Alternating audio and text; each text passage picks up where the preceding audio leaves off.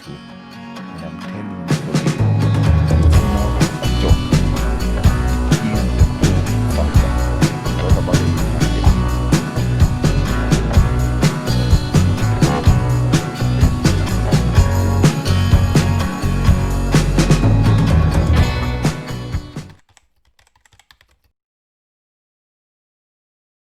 Welcome to my YouTube channel, Obed Talks, the best customer experience channel. I'm your host, Obed Aboko. Today we want to have a conversation about the evolution of customer experience. With time, a lot has happened in the customer world, and today we want to look at it in two segments: the pre-corona and during the corona period. And joining me in this conversation is one Mr. Erick, who will come on board, and together we're going to have a discussion of what has happened and the situation we are in right away. Karibu. Thanks so much, Mr. Obed. Thank you for the invite. Welcome. I'm humbled. My name is Erick Mbandu. I'm the marketing manager at Apollo's Hotel. I'm also a member of the Tourism Profession Association. And again, I'm also a member with the Nakuru County Tourism Association. Asante. To start us on, what is customer experience?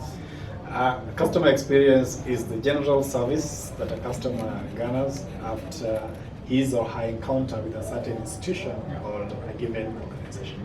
From the entrance of the organization to the exit point of that organization, whatever experience you will gather there, whichever service you will get. For instance, if it's an hotel you're walking into, the reception, the front office, the housekeeping, the back office, everyone plays a major role in your general experience in that institution. Focusing on the pre-corona period, how are things in the customer world? Well, things were nice. Things were moving smoothly. We were working to improve by the day, but it was more of human touch other than technology. It was more of crowds. It was more of the experience being personal, face to face. It was not this distance we are talking about right now. So it was nice. It keeps improving because this is an evolving world. So it kept improving, but it was okay. So by customer touch, what do you mean? At the front office, we have a rule called the 10-foot rule, whereby smile, eye contact, speak first, product knowledge, all that was the norm in the industry. If you go to the restaurant, we were giving you menus, we were engaging you at a personal level, we were interacting with you closely. So that was service back then, and it was awesome because service was the main difference between a company that is closing shop and a company that is expanding. Service was the reason, was the difference between a company that was laying off staff and a company that was adding more staff. It was the underlying factor. It was service. There are different reasons why customers don't come back to an institution. And 1% was that because they're dead. That is obvious. I mean, that's what we call vis major. It's an act of God. It's something beyond our control. So once someone is laid to rest, he can never visit you again. The second reason, which took up to 3%, was relocation. If I'm working in Nakuru and I visit your hotel for coffee every evening, now I've been transferred to Mombasa. You don't expect me to visit you every evening from Mombasa to Nakuru, then drive back Mombasa to sleep. It doesn't make sense. So that was part of the reasons. And then another 5% said it was due to friends' influence. Friends can really influence your choice and your decision. We look into that. They say birds of the same feather, again, flock together. And then we had about 10% that said that the reason people will not come back to your institution again is because of new competition. People have this tendency of always wanting to test something new. But now, this is the gist of it, that 60%, up to 60% of the clients will never come back to your institution because of your staff attitude. This is service, because your attitude defines the kind of service you will render. And know this at this point. Service or attitude, someone's attitude is shaped with nature and nurture. Nature is genetic. where you're born, your family, where you come from. Yeah. That is nature. Yeah. Nurture is the environment that you're brought up in. Yeah. The kind of training you're exposed to. That is what make up the attitude of a person. That attitude will define now the ultimate service he will all render to a client. So, how much have you done in the back end to ensure that the experience that is being given is second to none, is a wow experience? Training. Now, people need retraining and cross-training of staff so that the service that you offer, like you say, should be second to none. And are we really investing in trainings? not really. Yes and no. No, in the sense that some of the institutions are really not putting this as a priority, which is hurting their business in return. But yes, because we cannot turn a blind eye to those facilities that are really training their people. So it's a yes and no, and that is now the difference between companies that are flourishing and those that are closing shop. So I would like to know, what were some of these trends that were there before Corona came? Thank you for the question. That's an awesome one. And before I go into it, we must understand this customer that we're talking about. Who is this customer? Because service does not stand alone. Depends with the customer. And we have different categories of clients, a range of them. For instance, we have clients who are special, VIP. So they come to a place, they want you to know they are VIPs and they want a kind of a VIP treatment. Okay? We have clients who are rich. They walk into a place, they ask for a menu, they pick the two most expensive things, and even after they pay, they leave a tip. Now, I've talked about the most important, the VIP, because of their status in the society and who they are. You cannot really take that away from them. I've talked of those who are rich. There's a way they'll even tip you without even caring what the balance is. Now, there are those, again, who are not very rich. They walk into a place, they ask, how much is your tea here? 100. Namandazi, 50. Ntarudi. You know, and they won't even settle there because then that is very expensive. So we have different type and categories of customers that visit our place all the time. And whether someone walks to your institution just for window shopping, just for inquiry, or even for real business, all these are your customers.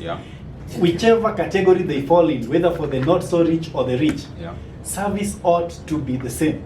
And that's where the difference now comes in. Service ought to be the same. So you've asked a very good question. What was the service like before all these issues came in?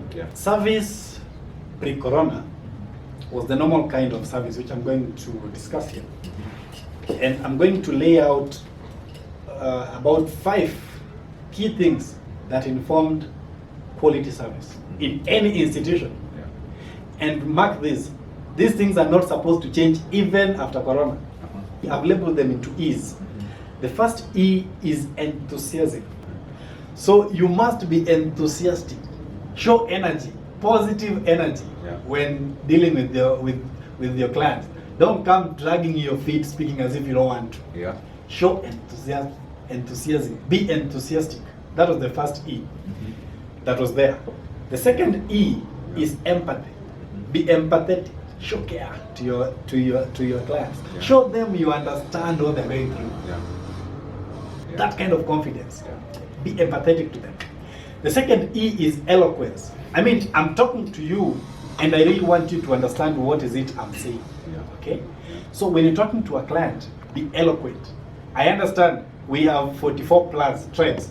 And at some point, somehow, the way you're raised, some pronunciations might not be that good, but that does not mean you cannot be eloquent. Let people hear what you're saying so that their communication is flawless. That's the third E. Now, the fourth E is effectiveness and efficiency. Doing the right thing and doing things right. Okay? Effectiveness. You see, you don't have to lie to a client. Be effective in your service delivery, in your answers, the way you answer to a client. Be effective in how you pick an order and how you bring that order back to the client. Be very effective.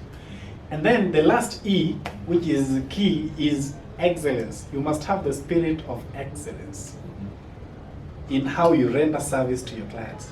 Once you have this combination of the 5 E's, once a client steps foot into your organization, when they'll be leaving, they'll be talking about that organization because of this combination.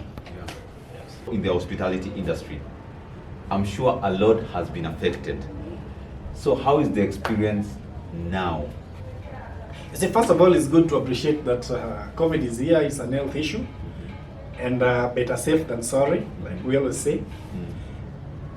And one thing is that the industry has really been dealt a blow, in the sense that we've had a lot of people being laid off.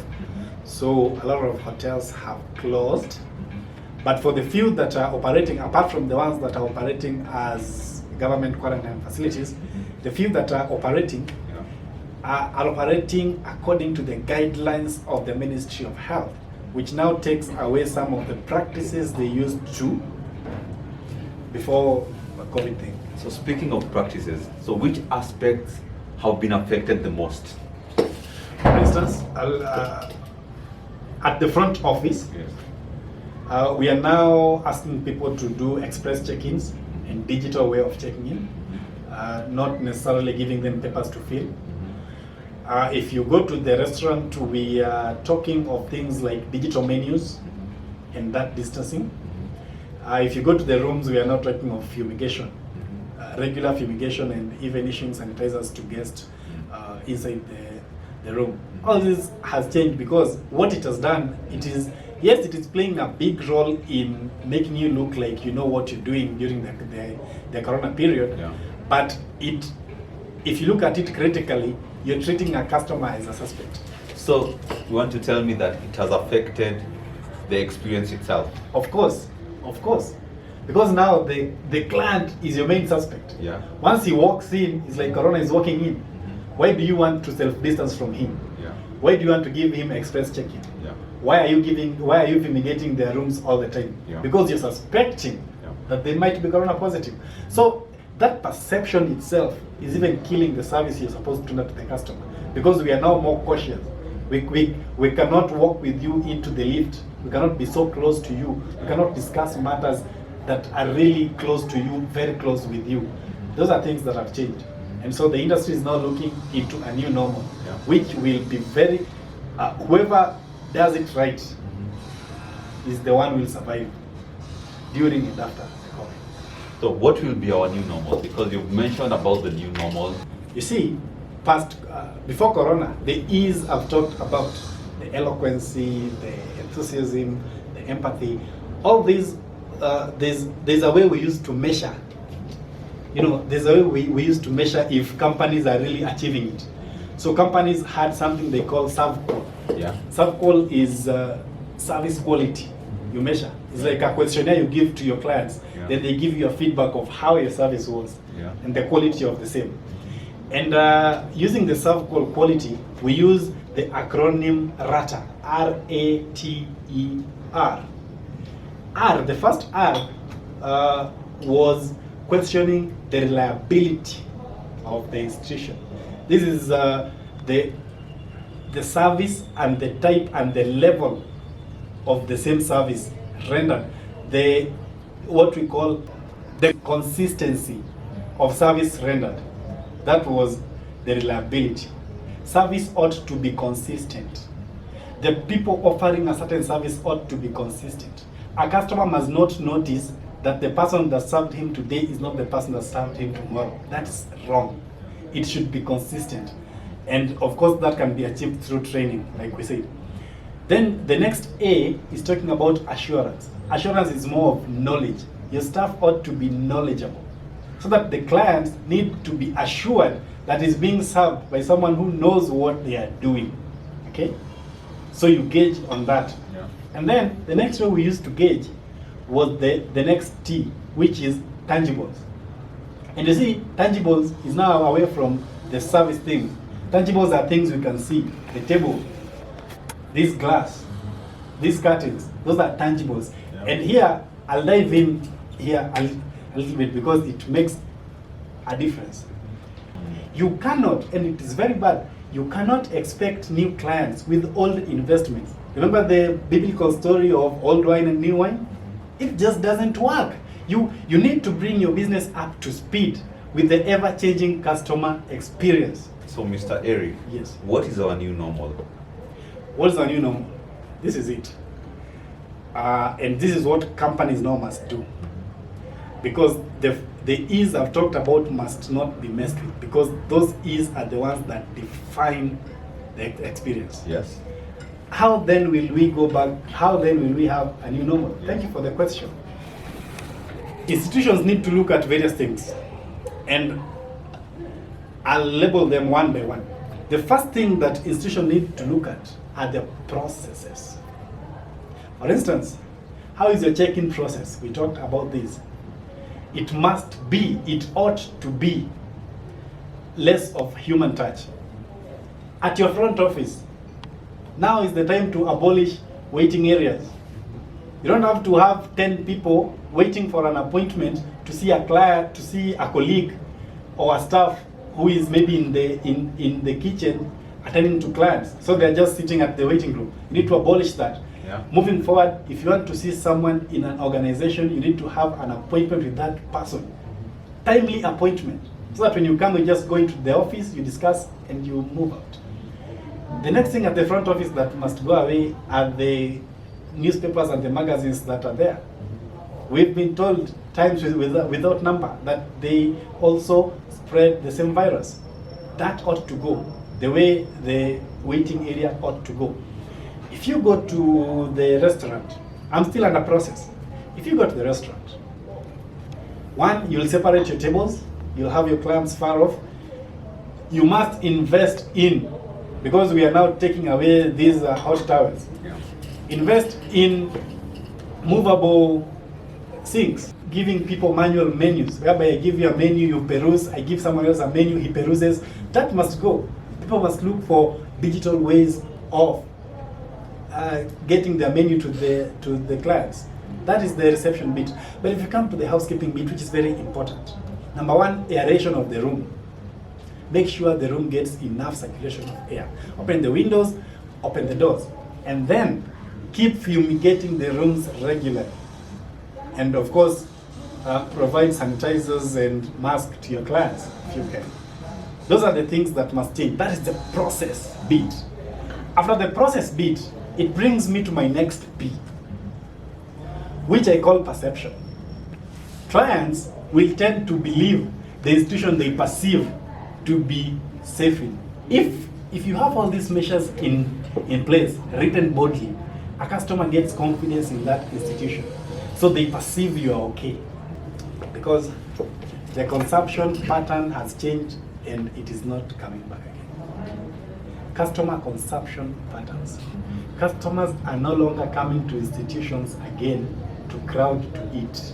No. So customers will be looking for institutions that will have a way of them eating without necessarily coming physically to your place. So it's time for companies to invest in Glovo.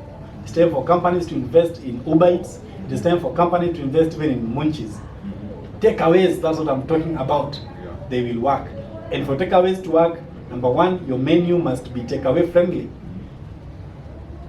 Now, before you proceed, does it mean now we are going to lose the authentic human connection?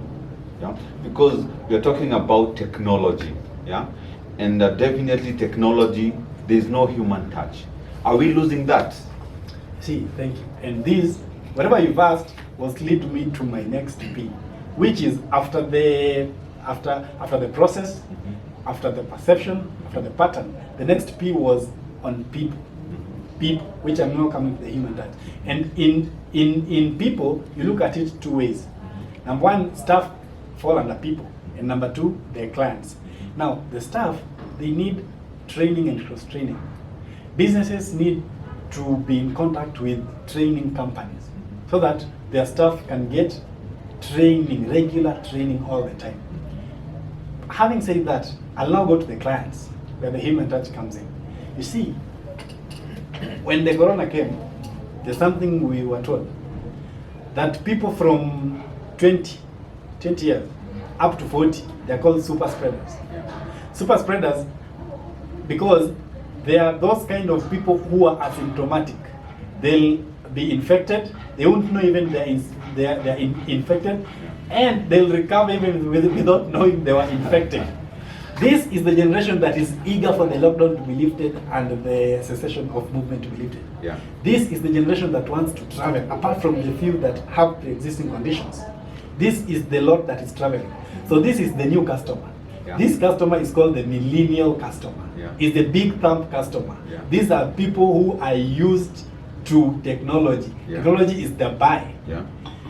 When they have their phone, it's like they are so close to it, you cannot take it away from them. Yeah. Technology. So that then tells you that technology is not coming into place to replace that human touch you're talking about. Because we must target the generation that is now called millennial, that is very much into technology. They can't spend 5 minutes without looking into their phone. Yeah. They're so much into technology. So people is more of your target market. Your target market will be millennials. And these are people who are very much okay with technology. Get to them. Find apps that relate with them. That was the next P, which is on people. The next P will be on promotions. And listen to this one. Find a catchy phrase. You don't have to keep telling people, due to COVID-19, we are doing this. Due to the hard conditions of COVID-19. Let me tell you, yes, the conditions are hard. Yeah. You are not making it any better by reminding us it's hard. Okay? So I'll not relate with it when you try telling me how hard it is. It is still fresh in my mind what he said a month or so ago when he said, if you treat this disease normally, it will treat you abnormally. That is the phrase of this thing. So even after Corona, people will remember this phrase. Yeah. Find a phrase, fellow marketers, find a phrase that resonates with your clients. Stop telling them due to the hard conditions of COVID-19. We know it's hard. You're not making it any better by reminding us it is hard. Find phrases that are catchy that will bring clients to your place.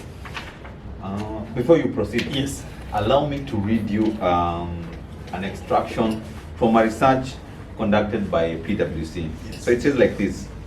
Even before this crisis, a research conducted by PwC showed that 59% of global consumers surveyed felt companies had lost touch with the human element of customer experience. And 75% of customers surveyed preferred to interact with a human versus an automated machine. Where are we heading to? First, your survey is right because it's scientific. But you see, this survey must have been done before Corona. Okay? Nobody envisioned Corona will come. So we are not talking about a new normal. But what you're saying is that before even Corona, that still human touch was not there the way it's supposed to be. Exactly. And the gap is definitely in trainings. Most of the companies did not invest in training their staff. Because for them, once they have people, once they've employed people, they expect these people to be money-making machines. The way they'll be bringing money. It doesn't work like that. Keep training your staff, because we live in an ever-changing world. What was there in 1962 is not what is there today. Yeah. Keep training your staff according to the trends that are changing in the market. That's how it should be. So the difference was in training. Companies that were performing very well were investing in training, and companies that were closing shop were never saw the need of training their clients. Yeah. So, Mr. Erick, in conclusion, pertaining the evolution of customer experience, what is your parting shot? My parting shot is this. Alea iacta est. These were the words which were said by one general called Julius Caesar in the year 49 BC, when Julius Caesar was about to cross the Rubicon River. Crossing the Rubicon River was prohibited. And he led his army up to the Rubicon River. Because once you crossed the Rubicon River, you were automatically sentenced to death. Yeah. But he led his army up to the Rubicon River and he took the risk. He said, the die has been cast. We are at a point of no return. We must move forward. Today, as we speak, the die has been cast. We are at a point of no return. We move forward. Companies that will position themselves well with the piece that we have labeled are the companies that will make it. The rest will close shop. So thank you very much, Mr. Erick. To wind it up, I leave you with an Indian proverb that says, to understand a man, you have to walk for a mile with his moccasin. Thank you very much. I'm telling you for real, it's not a joke. It is the true factor. Weka mpaka hivi na kitu. It's not about me, it's about Stay instant.